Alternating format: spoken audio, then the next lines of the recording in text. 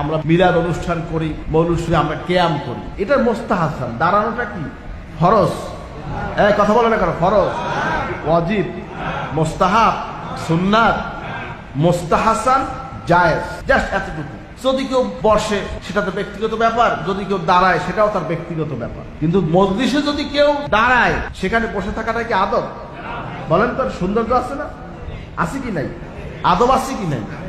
আমরা কি আকীদা পোষণ করে কিয়াম করি, কথা বুঝবেন। এগুলি নিয়ে ঝগড়া করবেন, এগুলি ঝগড়ার বিষয় না, এগুলি মানুষের মনের ব্যাপার। গজল, কাসিদা, কিয়াম, দরুদ শরীফ, সালাম, এই মনের ব্যাপার। কি ভুল বললাম নাকি? দরুদ এবং সালাম পেশ করতেই হবে, এটা আল্লাহর হুকুম। আল্লাহ কাছে ইয়া আইয়ুহাল্লাযীনা আমানু সাল্লু আলাইহি ওয়া সাল্লিমু তাসলিমা।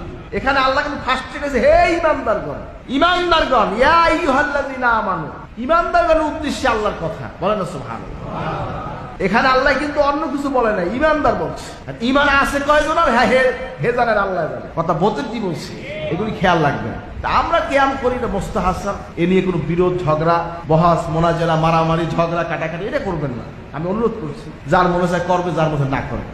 কথা বলতে কি বলছি, কিন্তু হারাম এ কথা বলার সুযোগ আপনার নাই। আপনি যদি হারাম বলেন তা আমারও আপনার অনেক কিছু হারাম বলার আছে।